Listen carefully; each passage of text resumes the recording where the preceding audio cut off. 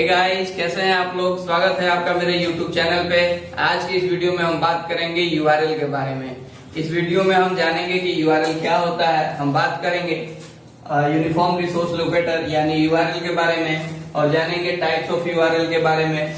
बात करेंगे what is SEO friendly URL and how to create SEO friendly URL, SEO friendly URL structure and good URL and bad URL। तो सबसे पहले friends हम जान लेते हैं कि URL क्या होता है।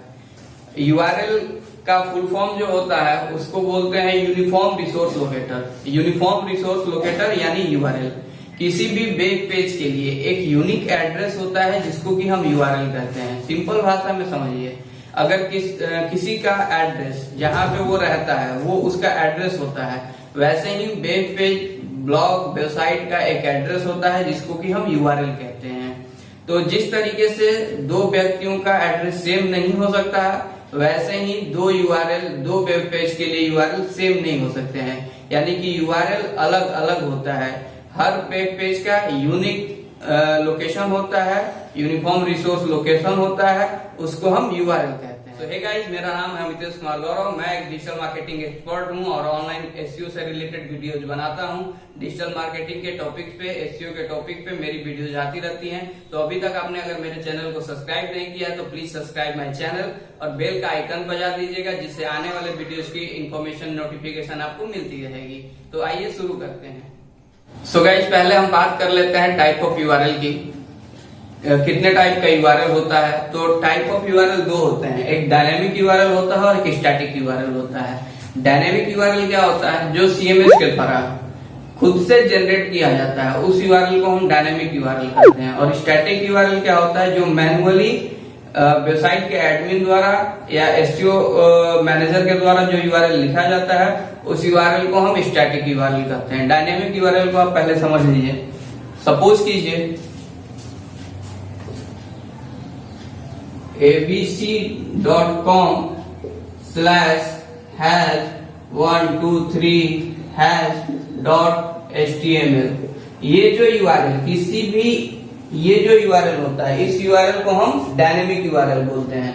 बेसिकली किसी भी एक एल्गोरिदम के थ्रू URL ऑटो जनरेट होता है।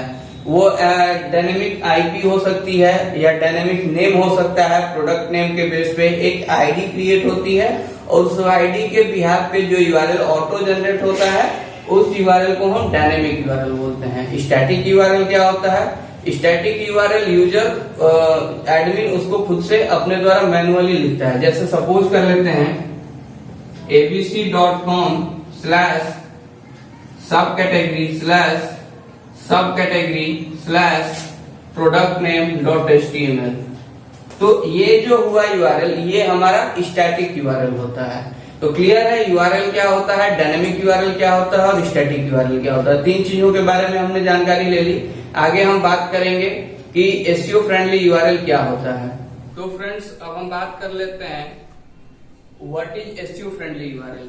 SEO फ्रेंडली URL क्या होता है।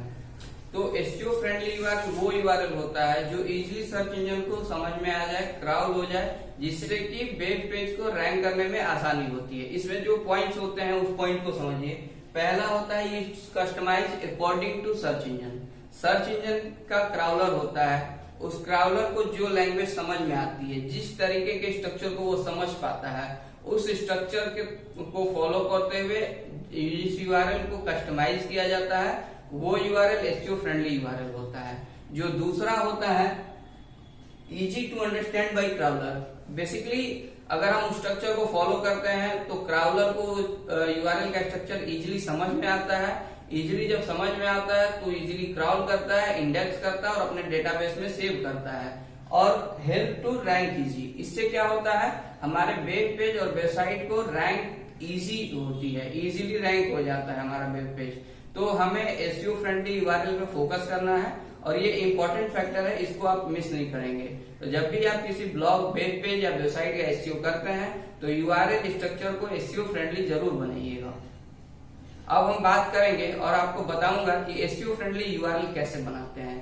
तो आप आइए जानते हैं कि SEO फ्रेंडली URL कैसे बनाए जाते हैं और उसमें किस किस पॉइंट को ख्याल में रखा जाता है और उन चीजों को फिक्स करते हुए SEO फ्रेंडली URL क्रिएट किया जाता है। तो फ्रेंड्स, एसईओ फ्रेंडली यूआरएल बनाते समय कुछ बातें हैं, उन बातों का ख्याल रखना चाहिए। कुछ पॉइंट्स हैं, उनको ख्याल में रखते हुए आप उन पॉइंटर्स को यूज करते हुए आप एक अच्छा एसईओ फ्रेंडली यूआरएल क्रिएट कर सकते हैं, जिससे कि आपके वेब पेज को रैंक करने में इजी होगा, इजीली क्राउड होगा और इजीली रैंक होगा। तो पहला जो पॉइंट है जिसको आपको ध्यान में रखना है वो है यूज कीवर्ड्स। आपको यूआरएल में कीवर्ड का यूज करना है। दूसरा है don't use special character. URL में स्पेशल कैरेक्टर का यूज नहीं करना है, जैसे कि हैज हो गया, @ हो गया, स्टार हो गया, इनका यूज आपको यूआरएल में नहीं करना है। तीसरा जो है use dash as word separator. Dash का उपयोग वर्ड सेपरेटर के लिए करना है। अगर आपको किसी वर्ड को सेपरेट करना है, अलग अलग करना है, तो उसके लिए आपको डैश सिंबल का यूज करना है। उसके अलावा किसी भी और सेपरेटर का यूज आपको नहीं करना है। Use title in URL. जो आप पोस्ट है, जो आपका वेब पेज जिस चीज के बारे में बात कर रहा है, उस टाइटल को आपको उस यूआरएल में पुट करना है, यूज करना है टाइटल का। Use lower cases.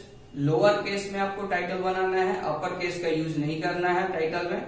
उसके अलावा use English and English as a language. URL का जो लैंग्वेज होगा वो इंग्लिश होगा या फिर इंग्लिश हो सकता है। तो इन पॉइंटर को यूज करते हुए मैं आपको एक सिंपल एग्जांपल देता हूं कि आप अपने वेब पेज का यूआरएल कैसा बना सकते हैं।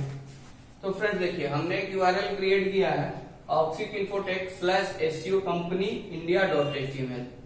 पहला चीज हमने क्या कहा, कीवर्ड का यूज करना है। तो हमने कीवर्ड डाला SEO company India. SEO company India हमारा कीवर्ड हो गया। तो पहला जो पॉइंट था वो था कि कीवर्ड का यूज करना है। कीवर्ड हमने यूज कर लिया एसईओ कंपनी इंडिया। दूसरा पॉइंट है डोंट यूज स्पेशल कैरेक्टर। इस यूआरएल में कहीं भी स्पेशल कैरेक्टर का यूज नहीं किया है हमने। तीसरा हम कह रहे हैं use dash as a word separator.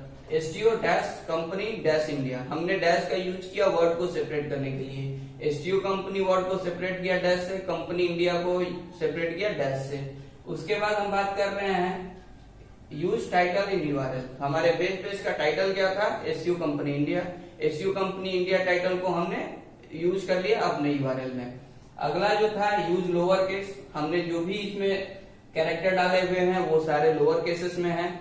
और use English and English. English में हमने यूआरएल का जो है लैंग्वेज यूज किया है एसईओ कंपनी इंडिया.html, तो इंग्लिश हो गया। अगर मान लीजिए कि आपका ब्लॉग हिंदी में है, आप लिख रहे हैं कि एसईओ क्या, तो एसईओ क्या है, हम बेशक हमारा ब्लॉग हिंदी लैंग्वेज में है, मगर हम यहाँ हिंदी में एसईओ क्या है नहीं लिखेंगे। हम इंग्लिश जो है उस इंग्लिश में एसईओ क्या है .html।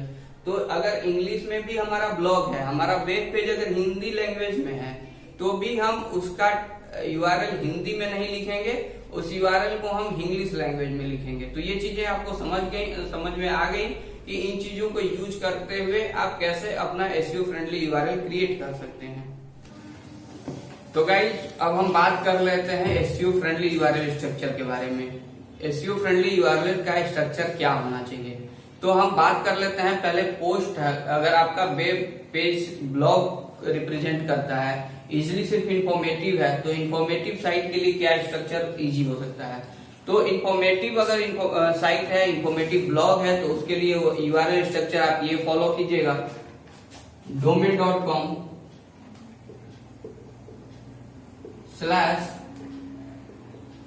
/postname। सिंपली कुछ नहीं करना है, domain.com /postname। जैसे abc.com /what is SEO.html। What is SEO.html। Simple, आपको किसी भी कैटेगरी सब कैटेगरी का यूज करने का इसमें जरूरत नहीं है। आपने इसमें टाइटल कवर कर लिया। एसईओ के जो पॉइंटर्स होते हैं, जिन चीज को हम फोकस करते हैं, जिनको यूज करके एसईओ फ्रेंडली यूआरएल बनाते हैं, उन चीजों को आप यहाँ पे सिर्फ देख लीजिएगा कि वो चीजें आप पुट कर रहे हैं नहीं कर रहे हैं। तो सिर्फ आपको domain/postname, अगर आपका इंफॉर्मेटिव साइट है, इन्फो साइट के लिए आपको domain/postname। वही अगर आपका वेबसाइट ई कॉम का है, ई कॉम वेबसाइट के लिए आपको क्या करना है समझिए। सो फ्रेंड्स, अगर आपका वेबसाइट ई कॉमर्स का है तो उसके लिए यूआरएल स्ट्रक्चर क्या होता है इसको देख लेते हैं। पहले होगा domain.com या जो .in, जो भी डोमेन है आपका डोमेन नेम होगा। तो सबसे पहले क्या करना है, वहां पे डोमेन नेम है। डोमेन नेम के बाद आपको कैटेगरी, एक ही कैटेगरी रखनी है। सिंपली आपको सब फोल्डर्स, सब कैटेगरीज के यूज नहीं करना है, कंफ्यूज होता है बोट वहां पे। तो कैटेगरी जैसे मान लीजिए हम जींस सेल कर रहे हैं तो कैटेगरी हो गया जींस स्लैश प्रोडक्ट का नाम हो गया ब्लैक डेनिम जींस .html।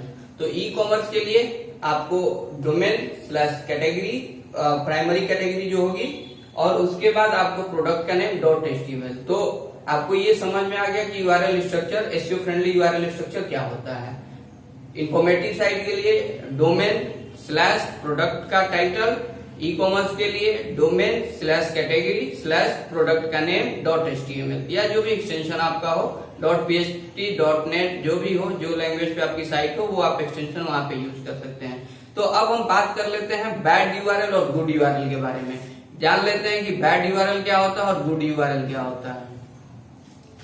तो फ्रेंड्स, बेसिकली जो बैड यूआरएल की हम बात करते हैं, ऑटो जनरेटेड यूआरएल होते हैं, बिना किसी पैरामीटर को फॉलो करते हुए। आईडी बेस्ड जो यूआरएल होते हैं वो बैड यूआरएल होते हैं। डायनेमिक यूआरएल भी होते हैं, बट उनका पैरामीटर हम पहले से सेट कर देते हैं कोड के थ्रू, कि जिस तरीके का पैरामीटर हम सेट करते हैं उस टाइप का यूआरएल अगर जनरेट होता है ऑटो, तो उसको गुड यूआरएल की कैटेगरी में रखते हैं, क्योंकि उसका पैरामीटर हम खुद से जनरेट करते हैं, खुद से उसको कोड के थ्रू इन्फॉर्म करते हैं कि इस पैरामीटर के बिहाफ पे यूआरएल जनरेट करना है। अगर वही ऑटो जनरेटेड होता है, जैसे सपोज कर लीजिए कि ऑटो जनरेटेड यूआरएल में सपोज कर लीजिए www.oxycinfotech.com/seo@com id-246.html। तो ये यूआरएल जो है ऑटो जनरेटेड है और ये बैड यूआरएल का एग्जांपल है। इस यूआरएल को क्राउलर कभी भी अंडरस्टैंड नहीं करेगा और आपकी वेबसाइट कैश नहीं होगी, क्रॉल नहीं होगी, और सर्च इंजन के जो भी डेटाबेस है उसमें स्टोर नहीं होगी। तो ये बैड यूआरएल का एग्जांपल है। इस टाइप का अगर आपका यूआरएल वेब पेज पे जनरेट हो रहा है तो इस यूआरएल को आप तुरंत चेंज कीजिए। गुड यूआरएल क्या है, जो मैनुअली हम लिखते हैं, मैनुअली हमारे पैरामीटर के थ्रू यूआरएल जो जनरेट होता है उसको गुड यूआरएल करते हैं। जैसे for example domain name slash title slash keyword .html। Example के लिए oxycinfotech.com/seo-company-india.html। तो बैड यूआरएल और गुड यूआरएल आप अच्छे तरीके से समझ रहे हैं। आपको किस यूआरएल का यूज करना है। ये गुड यूआरएल ऑब्वियसली यूज करना है, क्योंकि ये एसईओ फ्रेंडली होता है, सर्च इंजन इसको रीड करता है, इजिली कैश करता है और अपने डेटाबेस में सेव करता है। तो गाइज, होप कि आज जो वीडियो में मैंने इन्फॉर्मेशन आपको दी वो सारे आपको स्टेप बाय स्टेप क्लियर हुई हैं। अगर आपको कहीं पे कोई भी डाउट है तो आप कमेंट सेक्शन में लिखिए, मैं 1 by 1 सारे क्वेश्चन का आंसर करने की कोशिश करूंगा। अगर आप मेरा वीडियो यूट्यूब पे देख रहे हैं तो फ्रेंड्स मेरे चैनल को सब्सक्राइब कर लीजिए। मैं आने वाले वीडियोज में आपको एसईओ और डिजिटल मार्केटिंग से रिलेटेड बहुत से यूनिक इन्फॉर्मेशन देता रहूंगा। अगर आप मेरे वीडियो को फेसबुक पे देख रहे हैं तो आप अपने फ्रेंड्स एंड फैमिली के साथ मेरे वीडियो को शेयर कीजिए।